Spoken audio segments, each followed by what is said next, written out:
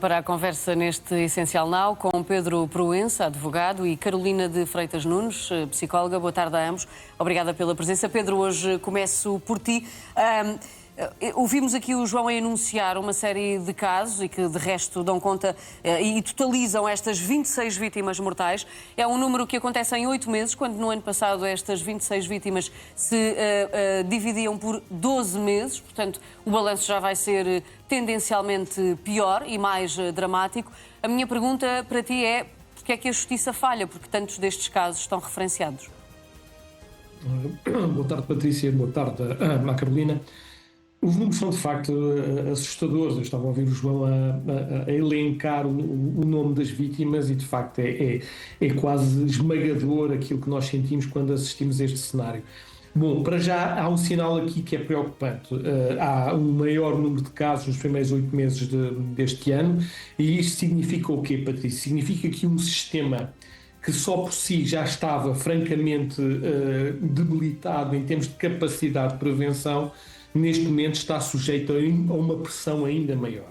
E é neste contexto de um sistema que está mal preparado no plano da prevenção e que está cada vez mais pressionado pelo aumento dos casos de violência familiar que começam a aparecer, de facto, rupturas e sinais de que, de facto, há aqui cada vez mais sinais de que não há capacidade, digamos assim, de monitorizar convenientemente situações claras que podiam ser evitadas. Ora, é muito diferente nós termos casos de situações absolutamente imprevisíveis de violência extrema familiar, de casos em que já há 4, 5, 6 sinais que precedem, digamos assim, o ato de maior violência e que deviam ter sido naturalmente observados, não só no meio envolvente familiar, social, escolar, no médico, mas também pelas autoridades. E o que eu acho basicamente, e aquilo que me está a preocupar cada vez mais, é que perante este número crescente de casos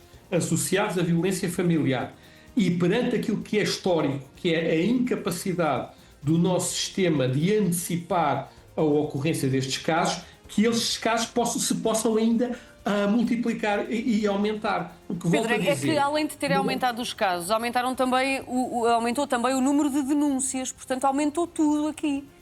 Aumentou tudo. Portanto, volto a dizer, o sistema está sob extrema pressão. Neste momento, aquilo que é a infraestrutura do Estado em termos de capacidade de avaliação do risco está fortemente condicionada, tem estado cada vez mais condicionada ao longo dos anos com o aumento deste quadro de violência, de denúncias, e aquilo que é preciso urgentemente fazer, e desculpa a crueza da expressão, é preciso fazer aqui uma autópsia institucional ao sistema rapidamente e perceber, no contexto destes casos que aconteceram, lamentáveis, diga-se de passagem, o que é que falhou. Houve denúncias, saber se houve intervenções policiais, saber se houve processos de violência doméstica que foram instaurados. CPCJs, Ministério Público, Tribunal de Família tiveram conhecimento anterior destes casos. Sistema de saúde, as escolas. E, portanto, exatamente. Perceber, no âmbito daquilo que é fundamental fazer rapidamente, que é perceber exatamente o que é que está a falhar e o que é que tem de ser feito para responder a este quadro dantesco, é que nós temos que agir celeremente para evitar que estes números continuem a crescer desta forma. Carolina, pegando aqui nesta expressão do Pedro, esta autópsia ao sistema, como é que isto se faz? Muito boa tarde, Patrícia, muito boa tarde, Pedro. De facto, é assim, nós o que verificamos é que as coisas não estão a funcionar, não é? Quando se chega a este extremo e estas situações trágicas de mortes de crianças provocados por familiares. Em contexto familiar. Em contexto familiar, não é? Neste caso, verifica-se que a escalada, normalmente, isto é uma escalada anterior. Este tipo de situações não decorre de um vazio.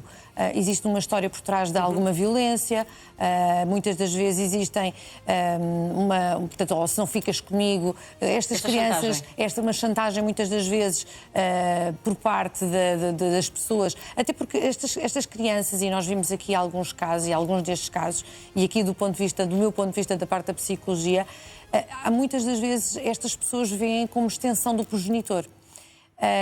estas crianças. E o que acontece é que, em caso da vingança, muitas das vezes, esta tensão das crianças as crianças são utilizadas como um instrumento.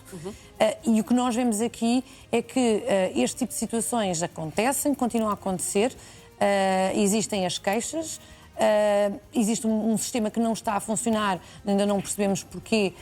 Muitas das vezes tem a ver com a falta, e realmente dizia o Pedro, e com muita razão, as pessoas, portanto, este sistema não tem, muitas das vezes, a capacidade para este número de casos, muitas vezes ou por falta de pessoal, a avaliação para o risco. E esta avaliação do risco tem que ser feita por profissionais também de saúde mental. Fazendo essa avaliação por parte de profissionais e olhando para o papel destes profissionais, é possível traçar um perfil destas pessoas? Com certeza.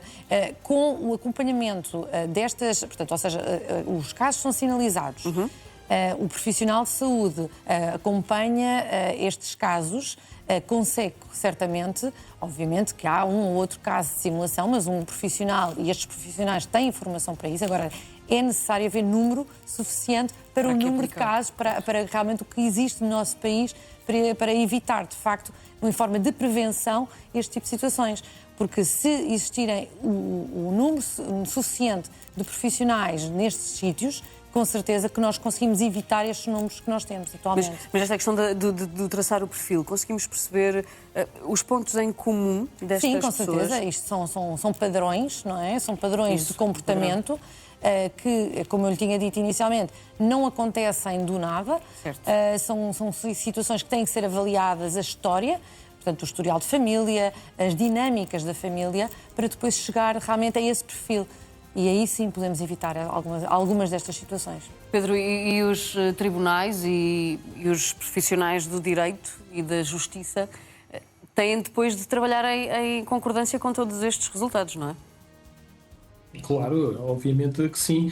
Deixa-me só voltar um bocadinho atrás. No âmbito daquilo que é a tal autópsia institucional ao sistema, era muito importante nós percebermos, e aí é que de facto o Estado tem que perceber quantos destes casos já tinham passado pelo seu próprio radar, no fundo pelo próprio radar do Estado. E há uma coisa que é fundamental, que nós, agentes de justiça, e quando falo de agentes de justiça, falo obviamente dos juízes, dos procuradores, dos advogados, dos técnicos que colaboram com o Tribunal na realização dos relatórios, das avaliações, mas também no plano da autoridade policial. E aqui é que a questão, muitas vezes, que falha rotundamente. Vamos ver uma coisa, é preciso passar uma mensagem clara para todos os agentes intervenientes nestes processos.